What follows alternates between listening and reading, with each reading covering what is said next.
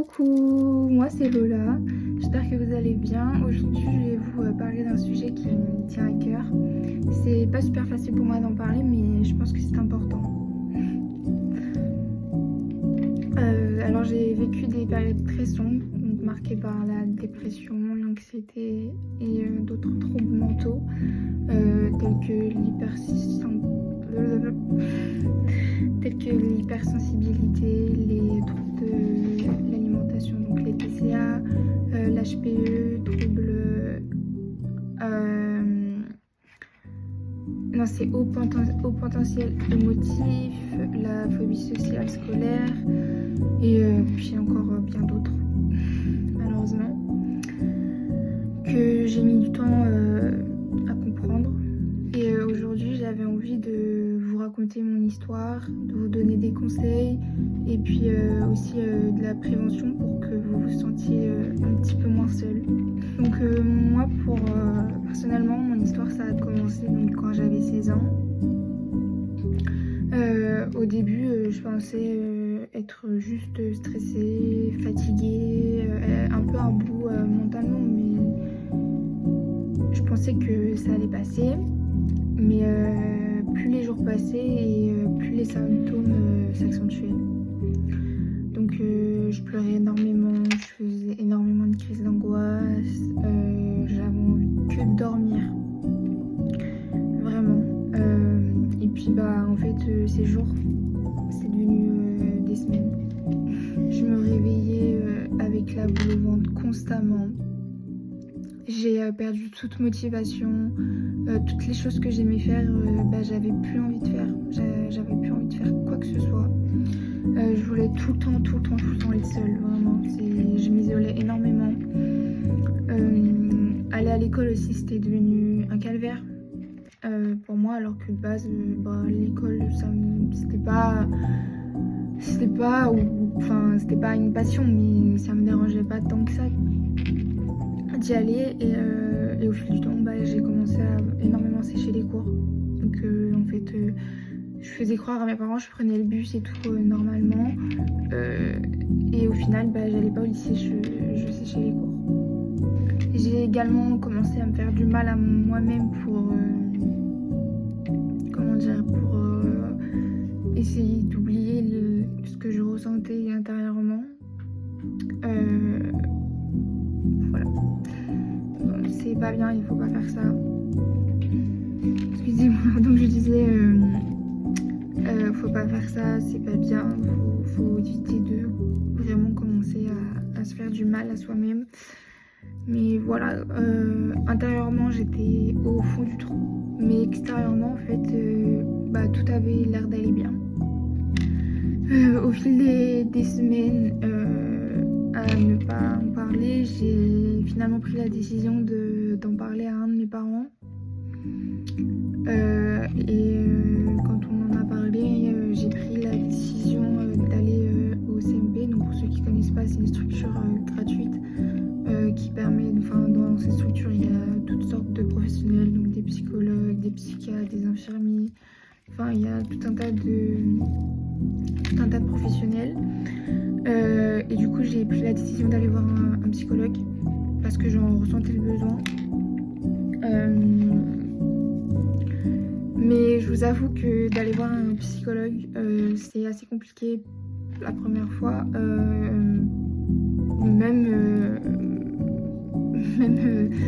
Même quand c'est pas la première fois, mais en fait là de mettre des mots sur ce qu'on ressent, c'est assez compliqué parce que moi dans ma tête, je me disais ouais j'exagère, ça va passer, c'est juste moi qui est faible, etc. Alors que pas du tout. En fait tout était réel. Donc j'ai commencé à avoir un suivi au CMP, donc avec un infirmier psychologique. J'ai eu une psychologue et j'ai été entourée aussi par un psychiatre. Donc je les voyais toutes les semaines. Donc c'est un suivi très régulier. Et puis le verdict il est tombé. Donc ils m'ont annoncé que je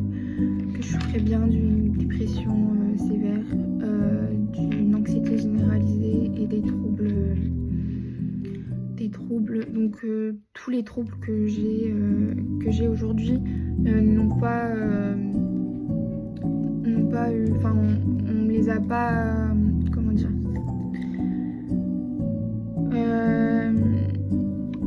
je trouve pas mes mots, mais on me les a pas, je vais dire trouvés, on me les a pas trouvés dès les premiers rendez-vous, etc. On les a trouvés bien après, au fur et à mesure et tout, mais on en a trouvé un petit peu, et puis donc on m'a annoncé aussi que je faisais bien une phobie sociale et une phobie scolaire totale. Et comme je vous ai dit, du coup ils ont mis en place ils m'ont mis en place des traitements, donc tout ce qui est antidépresseurs, des médicaments pour l'anxiété, j'avais des somnifères. Voilà, c'était assez compliqué. Et puis par la suite, j'ai fini par me déscolariser parce que j'allais en cours très peu. Donc je suivais plus rien quand j'étais en classe, et j'écoutais pas en fait. J'étais dans ma bulle, j'étais pas bien,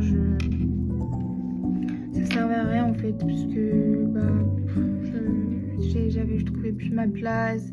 Les gens autour de moi me dérangeaient énormément dû à la phobie sociale. Enfin voilà, c'était assez compliqué. Bien sûr, la dépression, l'anxiété et tout ce qui est troubles mentaux, ce sont pas juste des mots qu'on balance comme ça et qu'on se diagnostique nous-mêmes. Ce sont des vraies maladies, certes invisibles parfois, mais qui sont super violentes. Voilà, et si vous avez des doutes et tout, n'hésitez pas à aller voir des professionnels pour vous faire diagnostiquer, parce qu'il y a une différence entre dépression et comment on dit,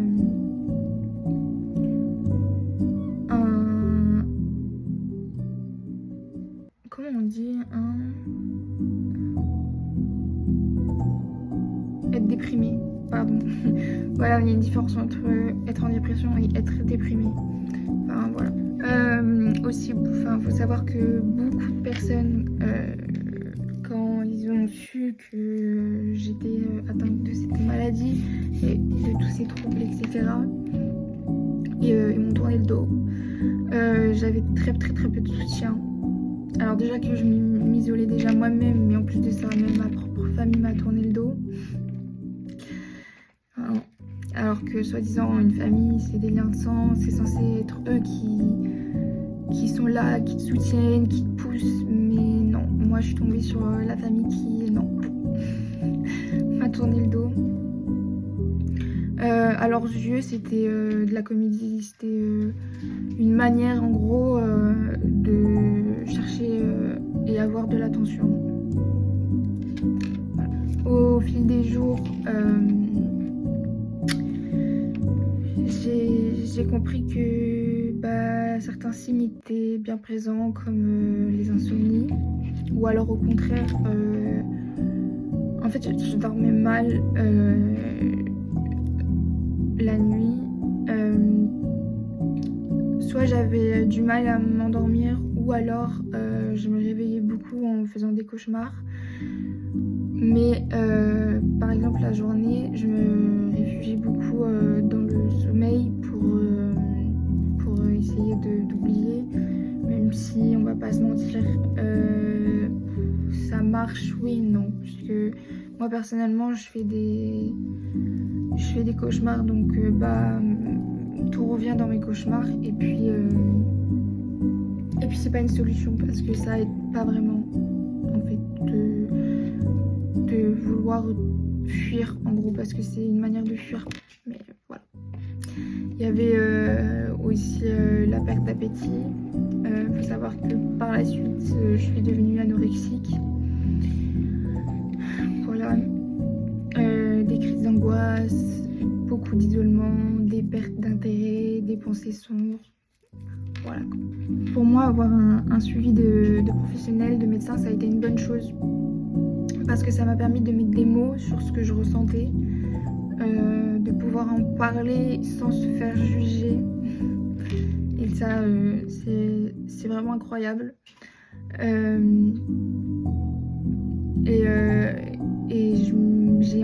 fait, ça m'a permis de réaliser que j'étais bien malade et que c'était pas juste dans ma tête et que j'étais pas folle en fait. Enfin voilà. Au fil du temps, je me suis encore plus isolée. Déjà que ma famille m'avait tourné le dos, mes amis de l'époque,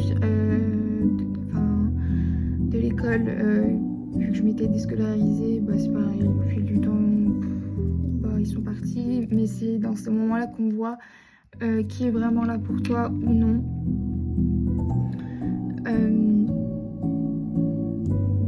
En fait, le pire, c'est il y en a que j'estime énormément, mais bon, aujourd'hui,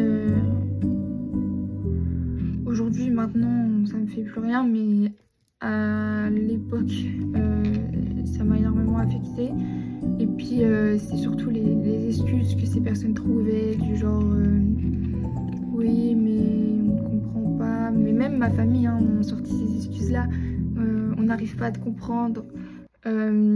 Puis t'as arrêté l'école, donc on se verra plus. Puis tu sors pas, donc ça sera plus pareil. Vu qu'il y a des moments où je m'isolais beaucoup, donc je parlais pas, j'étais pas trop sur mon téléphone, je dormais énormément. Eux en fait ça ils comprenaient pas, ils acceptaient pas en fait tout simplement. Ils m'acceptaient ils m'acceptaient pas comme j'étais voilà quoi, donc ils ont préféré partir et je me dis en fait que c'était un mal pour un bien parce qu'au final j'ai vu leur vrai visage tout simplement. Et le pire c'est que la phrase je ne te comprends pas ou on n'arrive pas à te comprendre, ça me rend folle parce que en fait ces personnes qui m'ont sorti ces excuses là n'ont pas cherché du tout à comprendre le pourquoi du comment j'étais devenue comme ça en fait. Et c'est ça qui m'a rendue triste. Et je vais pas vous mentir qu'à l'heure d'aujourd'hui, surtout ma famille, je leur en veux énormément encore. J'ai toujours une petite rancœur envers eux, même si certaines personnes je leur ai pardonné. J'ai repris contact avec eux, d'autres non. Mais ça m'a énormément affectée et vraiment j'ai encore ce truc qui fait que je leur en veux quand même. Aujourd'hui, ça fait plus de 4 ans que je suis dans cette situation, donc depuis 2020. Et c'est toujours pas facile, je vais pas vous mentir. Je remercie énormément mon copain qui m'a clairement sauvé la vie. Je peux pas dire d'autres mots parce qu'avant de le rencontrer, j'avais clairement perdu espoir. Je voulais tout lâcher, tout abandonner. Voilà. Mais lui a su me redonner goût à la vie. Aujourd'hui, la route, elle est encore longue. Parce qu'il faut savoir que c'est long. C'est des étapes qui sont longues. Je suis toujours suivie par des professionnels. Je suis toujours entourée des professionnels. Je suis toujours sous traitement. Ma situation professionnelle, elle est encore très très très très compliquée. J'ai toujours donc la phobie scolaire, donc j'ai pas repris l'école depuis. J'ai toujours une phobie sociale qui est là. J'arrive à sortir, mais que aux côtés de mon copain. Je ne sors pas toute seule. C'est assez compliqué du coup pour trouver un travail et tout. Mais étape par étape, j'avance et je gravis des échelons. Mais malgré ça, je garde espoir et je me dis qu'un jour, tout ça, ça sera derrière moi et que j'aurai une plus belle vie et que tout ce que j'ai subi jusqu'à présent, ça va me renforcer et je serai encore beaucoup plus forte que je le suis déjà aujourd'hui. Faut savoir que vous aurez toujours des moments de haut, des moments de bas. Il y a des jours où ça ira, des jours où ça ira pas. Il y a des moments où vous allez vouloir abandonner. C'est tout à fait normal, faut le savoir. Mais le principal, c'est surtout qu'il faut que vous gardiez espoir. Faut vous mettre dans la tête que vous allez finir par vous en sortir. Ne lâchez pas, surtout pas. Chacun vit et ressent les choses différemment aussi. Chaque personne est différente. Mais le plus important, c'est de s'écouter vraiment et de surtout pas minimiser ce que vous ressentez. Surtout pas. Et si je pourrais vous donner des conseils, c'est de ne pas garder tout en vous. Vraiment, c'est très très très mauvais. Soit vous pouvez en parler à vos proches, soit d'aller voir des professionnels qui sont là pour ça, pour vous écouter. Ou alors d'écrire ce que vous ressentez sur le moment, au mieux de garder ça en vous, de l'écrire soit dans votre téléphone, soit sur une feuille, un cahier, enfin tout ce que vous voulez. Et je vous jure que ça libère énormément.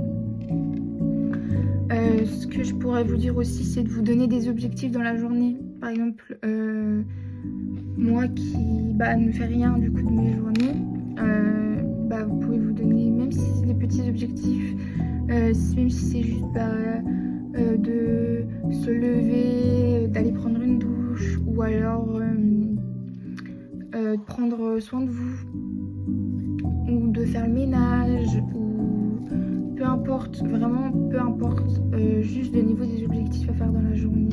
Et plus vous le ferez et plus les objectifs seront grands.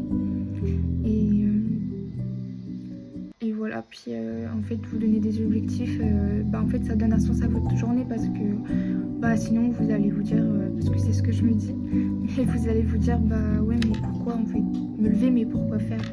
Voilà. Des conseils aussi pour si vous faites des crises d'angoisse, si vous êtes stressé, angoissé, c'est de vraiment bien apprendre à respirer. Vraiment respirer profondément, prenez le temps de respirer.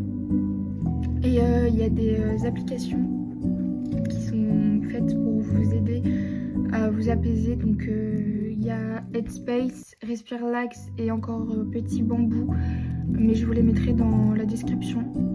Donc si vous voulez aller voir, n'hésitez pas. Après, je vais pas vous mentir, il n'y a pas de solution miracle. Tout ne fonctionne pas d'un coup.